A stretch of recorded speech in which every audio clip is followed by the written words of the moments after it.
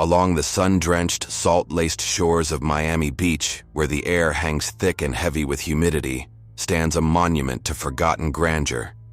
It is the Elysian Elan, a century-old mansion. Its once vibrant facade, now a canvas of peeling paint and crumbling stucco. Locals whisper about it, their gazes darting nervously away whenever its name is uttered.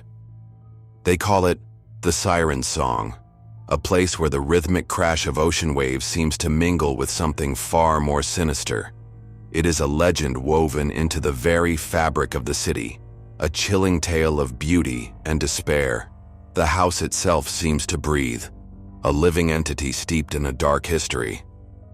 Its very presence casts a long, cold shadow over the vibrant beach, a stark reminder of what lies beneath the surface. The Elysian Elan mansion beckons, a silent, decaying sentinel guarding its terrible secrets. It waits, patiently, for those foolish enough to listen to its call. I considered myself a foolhardy paranormal investigator, a skeptic by trade, driven by an insatiable thirst for the unknown. The legends of the Elysian Elan were just that to me. Legends, ripe for debunking. I scoffed at the local superstitions, armed only with my scientific instruments and an overabundance of confidence. My equipment, primarily an EMF reader, was my shield against the irrational. I sought answers, not fear, convinced that every bump and creak had a logical explanation. This moonless night, however, would challenge every one of my preconceived notions. The rusted gates groaned in protest as I forced them open, a metallic shriek echoing into the oppressive silence. The heavy oak door of the mansion yielded with a deep, resonant sigh, as if the house itself groaned in protest at my intrusion. I stepped across the threshold, unaware I was crossing into a realm from which there might be no return. The air inside was frigid, a stark, unnatural contrast to the humid warmth of the Miami night. It clung to me, a damp, icy shroud that seemed to seep into my very bones. Dust motes danced in the slivers of moonlight that pierced through the boarded-up windows, illuminating a scene of decaying grandeur. The once opulent foyer now lay in ruins, a testament to time's relentless march and something far more insidious. My gaze was drawn to the grand staircase, its banister intricately carved with grotesque sea creatures, their eyes seeming to follow my every move. A shiver, unrelated to the cold, traced its way down my spine. Then, my EMF reader screamed. The needle thrashed wildly, a frantic dance across the dial, confirming an energy presence beyond anything I had ever encountered. The silence of the house was broken only by the rhythmic crash of waves from outside and a low, unsettling thrum that seemed to emanate from the very foundations of the mansion. It was the house's heartbeat, slow and menacing. I moved deeper into the house, drawn by an unseen force, my senses on high alert. The EMF reader continued its frantic protest, its insistent whine a constant companion. I found myself in what must have once been a magnificent ballroom, now a cavernous space draped in shadows. In the center stood a grand piano, shrouded in a cobweb-laden sheet, a ghostly sentinel from a bygone era. As I approached, a single discordant note echoed through the vast room, sharp and piercing.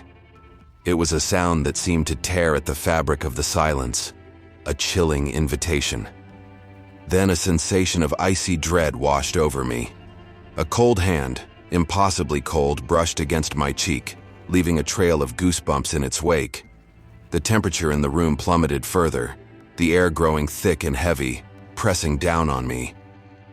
A new scent permeated the atmosphere, a sickening combination of brine and something metallic, like old blood.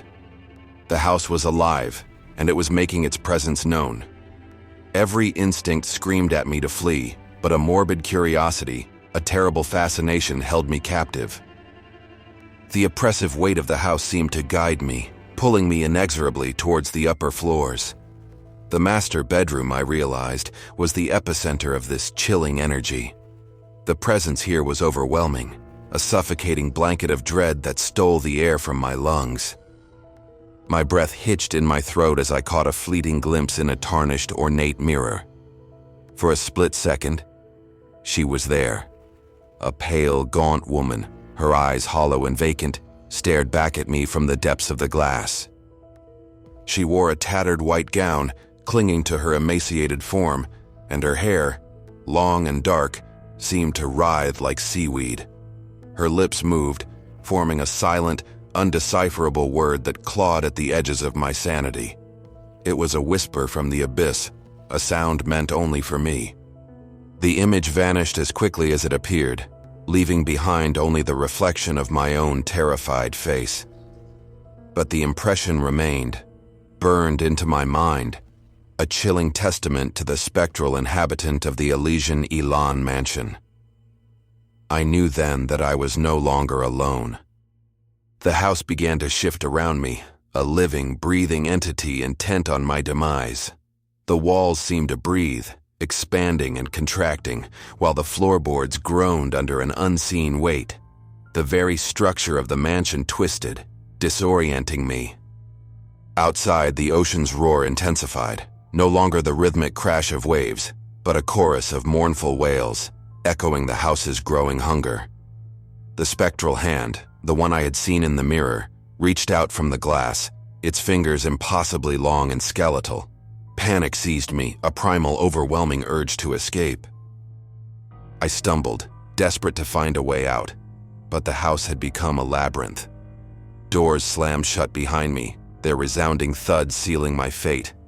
Hallways twisted and turned, leading me deeper into the mansion's dark embrace, trapping me within its decaying walls. The siren's song, once a faint whisper, grew louder, more insistent. A haunting melody that promised oblivion. It was a chorus of voices, ancient and cold, calling my name. Then, a final, chilling whisper echoed directly in my ear. "Come, join us." Darkness consumed me, a cold, suffocating void that swallowed my screams. The Elysian Elan mansion had claimed another soul, another victim to add to its spectral choir. The siren song continues, a timeless, insidious melody carried on the salt-laced air of Miami Beach. It waits patiently for the next foolhardy soul to listen to its call, luring them to their eternal doom.